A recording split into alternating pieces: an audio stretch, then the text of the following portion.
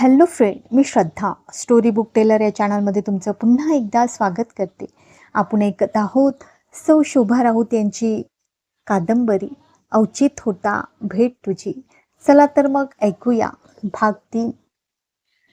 दुसऱ्या दिवशी जयने दार वाजवले तेव्हा नुपूरला जाग आली. तिने दार उघडले. Good morning Nupur. Good morning. काय रे, सगळे उठलेत?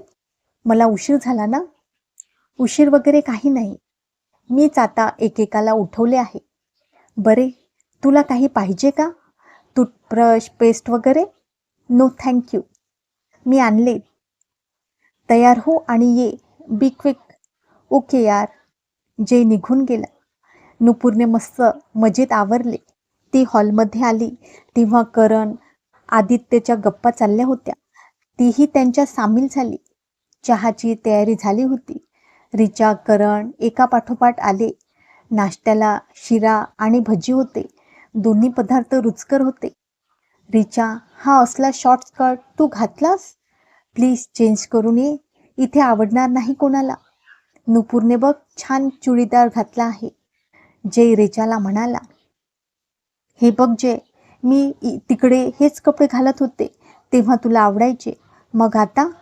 हा प्रश्न माझा नाही, माझ्या घरच्यांचा आहे. शिवाय आता आपल्याला घरी जायचे आहे.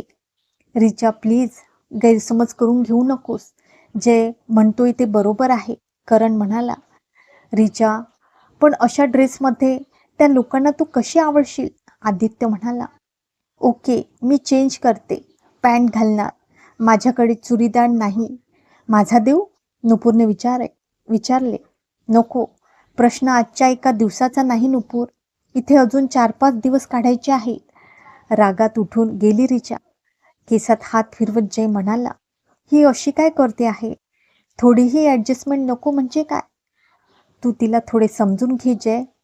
अरे, लहानपणापासून कोड कौतुकात वाढली ती. तिची मम्मी पप्पा कसे मॉडर्न आहेत तुला माहितीच आहे. रिचा चांगली आहे, पण पहिल्यापासूनच ती शहरात आणि त्यांच्या हाय सोसायटीत मोठी झाली. आय अग्री, तरी पण थोडं तरी. जय पुटपुटला. जय, तिलाही तुझ्याकडून काही अपेक्षा आहेत. तिच्यासाठी तूही बदलावे असे तिला वाटते. तेव्हा तुम्ही दोघांनी काय आणि कसे हे ठरवायलाच पाहिजे. तुझे बरोबर आहे नुपूर, पण जयचे बोलणे अर्धवट राहिले. रिचा चेंज करून आली होती. आता ठीक आहे. ओके, जय हसण्याचा प्रयत्न करीत म्हणाला. दिंडी दरवाज्यातून आतमध्ये जाताना एखाद्या किल्ल्यात प्रवेश करतोय असे काहीसे नुपूरच्या मनात येऊन गेले. आतमध्ये पाऊल टाकून ती पाहू लागली. सभोवार मोकळी जागा आणि प्रशस्त मोठा वाडा. जय सर्वात पुढे होता. पायऱ्या चढून तो स्वागतासाठी उभा होता. तुम्हा सर्वांचे आमच्या वाड्यात स्वागत असो, हसून जय म्हणाला. त्याच्या या बोलण्यावर कोणीतरी काहीतरी नक्की बोलले असते, पण समोर आबासाहेब उभे होते. कोणी ओळख न करून देताही लक्षात येण्यासारखे भारदस्त व्यक्तिमत्व होते त्यांचे. भरपूर उंची, पीळदार देहयष्टी, वाढलेल्या पीळ दिलेल्या मिशा, ओठांवर अस्पष्टसे हास्य. हे आमचे आबासाहेब. आणि आबासाहेब हे माझे मित्र. करण पटकन पुढे झाला. त्याने वाकून नमस्कार केला. ओक्षवंत व्हा. भारदार आवाजात आशीर्वाद मिळाला. त्यानंतर एका मागोमाग एक पुढे झाले. नमस्कार केला सर्वांनी. बसा, आबासाहेब सर्वांना उद्देशून म्हणाले.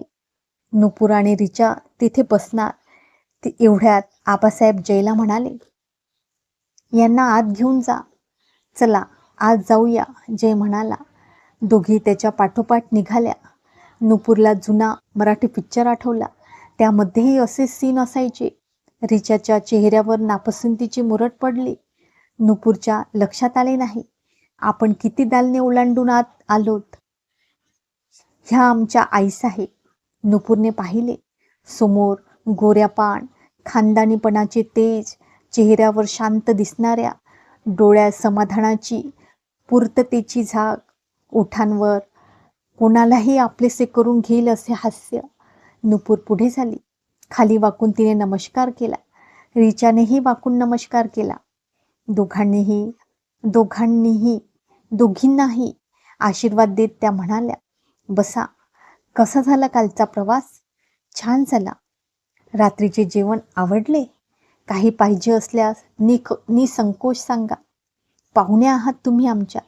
जयला त्यांनी विचारले, ह्या दोघी तुझ्यासारख्या डॉक्टर आहेत की? आईसाहेब, ही रिचा, ही माझ्याबरोबरच म्हणजे माझ्याच कॉलेजमध्ये होती. आम्ही बऱ्याच वेळा एकत्र अभ्यास केलेला आहे. आणि ही नुपूर दुसऱ्या मेडिकल कॉलेजमध्ये होती. दोघीही माझ्यासारख्याच डॉक्टर आहेत. अरे वा वा, प्रसन्न हसत त्या म्हणाल्या. मी इथे थांबू की जाऊ? जयने दोघींना प्रश्न केला. जा, नक्की? जा रे, अगदी नक्की, नुपूरने उत्तर दिले. जय पुन्हा पुढे मित्रांच्यात जाऊन बसला. तेथे सगळी शांतता होती. आबासाहेबांपुढे बोलण्याचा संकोच वाटत होता म्हणून असेल. नुपूर, नाव छान आहे तुमचे. नुपूर म्हणजे घुंगरू ना? आईसाहेब म्हणाल्या. हो. कोण कोण आहे घरी? मम्मी, पप्पा आणि एक भाऊ माझ्यापेक्षा मोठा. काय करतात बंधुराज? तो डॉक्टर आहे. पप्पाही डॉक्टर आहे. आई घरीच असते. आणि तुमच्या घरी? रिचाकडे पाहत त्यांनी विचारले. मम्मी आणि डॅडी, बस. मी एकुलते एक आहे. डॅडी कॉन्ट्रॅक्टर आहे. मम्मीला सोशल कामात इंटरेस्ट आहे, म्हणजे सामाजिक कामात. समजले. बाईजा, पाणी आण. पुढे पाणी, सरबत वगैरे पाठवले का? होय आईसाहेब, इथे द्या.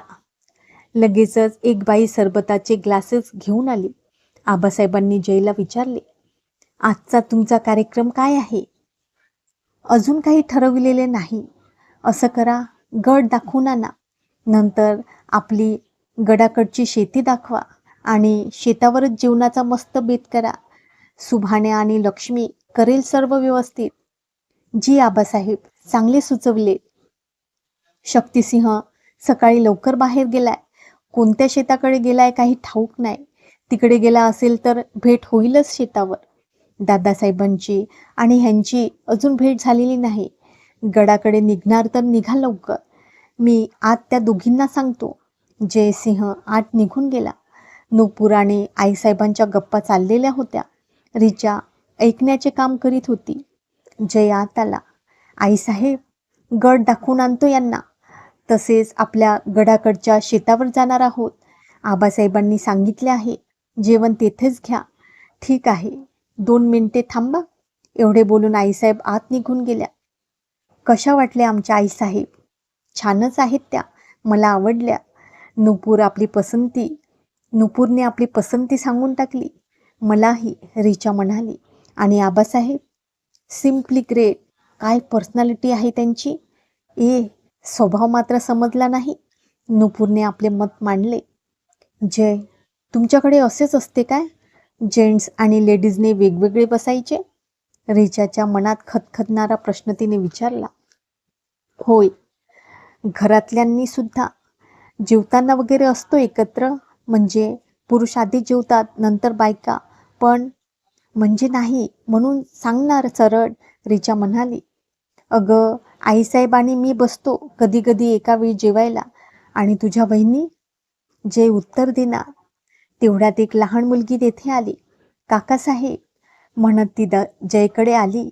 कुठे गेली होती आमची प्रिन्सेस? खेळायला. या कोण आहेत काकासाहेब? ही रिचा आंटी आणि ही नुपूर आंटी. नमस्कार कर त्यांना. ती पुढे आली. तिने वाकून नमस्कार केला दोघींना. How sweet. नुपूरने तिला जवळ घेतले. नाव काय तुझे? तेजस्विनी. अरे वा, छान नाव आहे. काकासाहेब मला प्रिन्सेस म्हणतात आणि पप्पाजी तेजू म्हणतात. How sweet. खरेच खूप गोड मुलगी आहेस तू. आंटी, तुम्हीही गोड आहात. तेजस्विनीच्या बोलण्यावर सगळ्यांना हसू आले. आईसाहेब तिथे आल्या. त्यांच्या मागोमाग बाईजा आली. तिच्या हातात सामान भरलेली एक पिशवी होती. जयसिंह, यात थोडे सामान दिले, ते लक्ष्मीला द्या. शेतावर आहे सामान, पण उगाच काही कमी पडायला नको. जी आईसाहेब. बरे, आता निघू आम्ही? सावकाश जा. अरे हो, तसेच पुढे मामासाहेबांच्या गावाकडे जाणार तर बघा. आईसाहेब, नक्की जाऊ आम्ही. पण पण काय? मामासाहेब, काही रात्रीचे जेवण झाल्याशिवाय सोडणार नाहीत.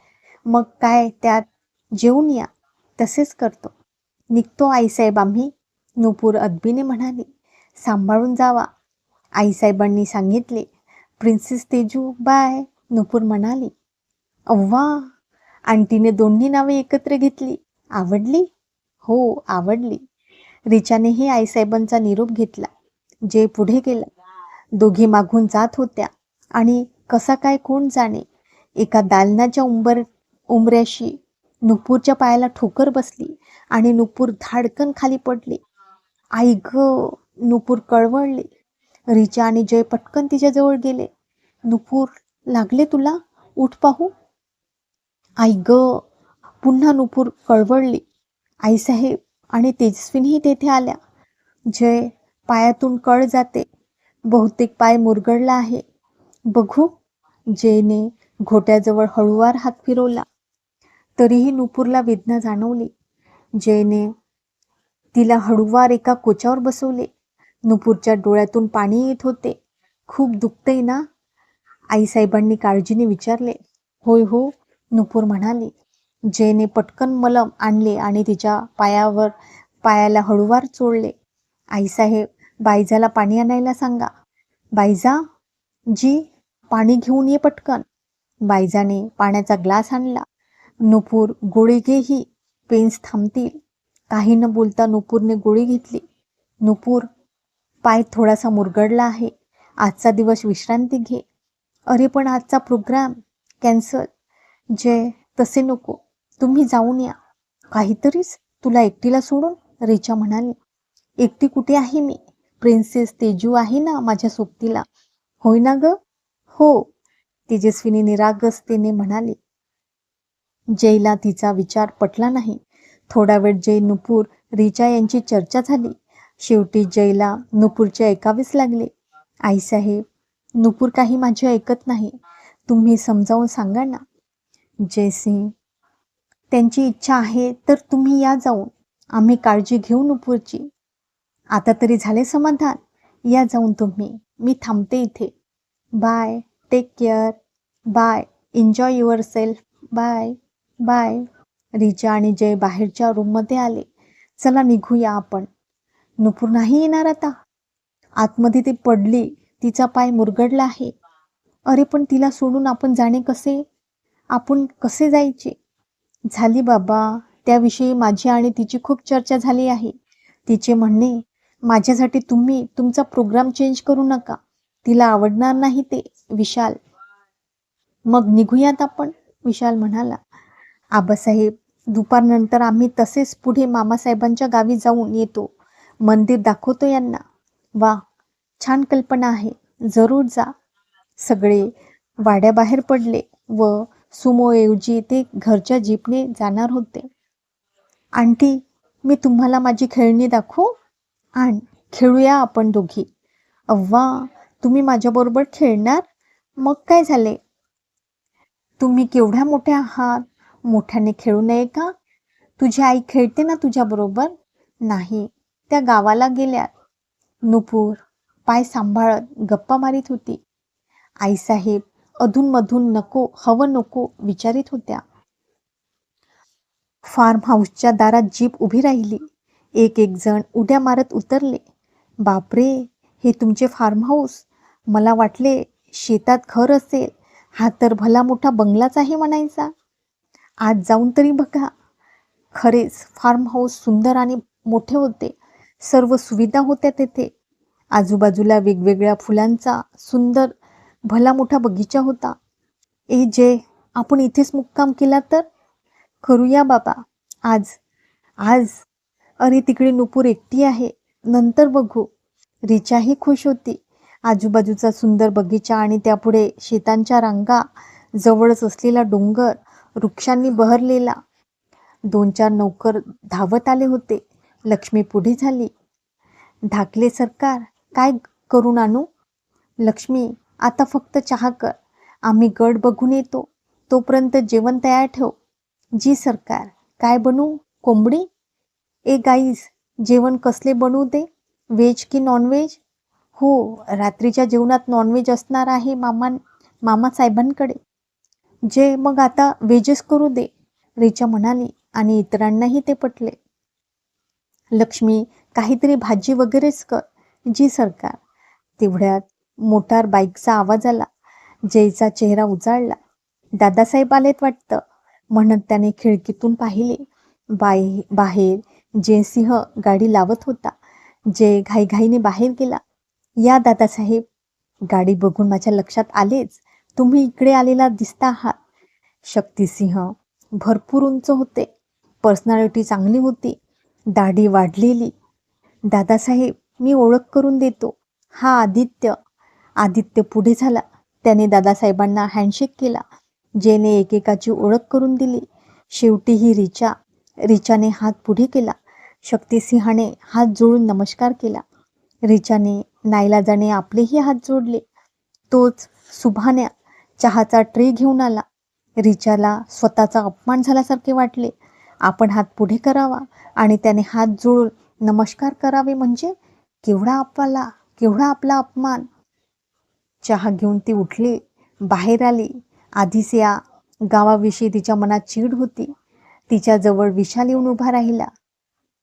रिचा, एकटीच काय उभी राहिलीस? असा राग आलाय मला, डोके फिरले माझे. Cool down. एवढा कसला राग आलाय तुला? त्या दादासाहेबांचा. अरेच्चा, त्यांचा का राग यावा तुला? अरे बघ ना, मी हात पुढे केला आणि त्याने हात जोडावेत. हात तिच्या एवढेच ना. अगं त्यांचे संस्कार, रीतिरिवाज, त्यात काय एवढे? तुला नाही कळायचे. मला किती वाईट वाटले. हे बघ, नाही त्या गोष्टीत वाईट वाटून घेऊ नकोस. मॅड आहेस. झालं, दे सोडून. विशाल तेथून दूर गेला आणि रिचाचा राग बाहेर पडला. इडियट, गावंढळ, केसाळ प्राणी. छी. ती स्वतःशीच पुटपुटली.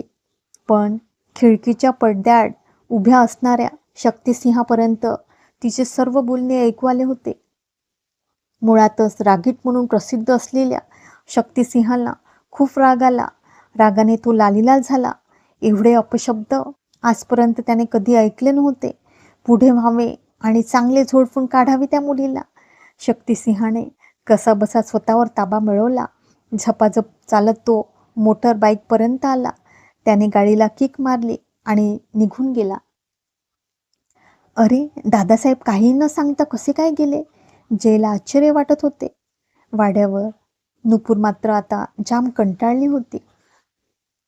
प्रिन्सेस तेजू, गाणी ऐकूयात? आहे ना टेप रेकॉर्डर? पप्पाजींच्या खोलीत आहे. खूप कॅसेटही आहे. पप्पाजीची खोली कुठे आहे? चल जाऊया. अव्वा, तुम्ही कशा जिना चढणार? पाय दुखेल. जिना चढायचा त्यात काय? मी हळूहळू चालते. बायजाला बोलावतेस? तिच्या मदतीने जाऊया. बायजाक्का, ओ बायजाक्का. काय पाहिजे? बायजा तेथे येत म्हणाली. बायजा, आईसाहेब देवळात गेल्या. यायला उशीर लागेल का? थोडा वेळ लागेल अजून. तुम्हासनी भूक लागली का? वाढायला सांगू? आईसाहेब आल्यानंतर जेवते त्यांच्याबरोबर. मला थोडी मदत करतेच जिना चढायला. कुठे जायचं? हिच्या पप्पाजींच्या खोलीत. दादासाहेबांच्या खोलीत? बायजाला आश्चर्य वाटले होते. हो, पण काय ग? नाही, काही नाही. चला, मी धरते तुम्हासनी. बायजाच्या मदतीने सावकाश नुपूर जिना चढून वर आली. बायजा, जा आता तू, मी जाईल. बायजाला आश्चर्य वाटत होते. दादासाहेबांच्या खोलीत कोणी गेलेले त्यासनी आवडत नाही आणि या पाहुण्याबाई चालल्या. आपण पडलो नौकर माणसं. कसं सांगायचं? जाऊ दे. चला तर मित्रांनो, आता इथेच थांबूया. भेटूया उद्याच्या भागात. तोपर्यंत नमस्कार.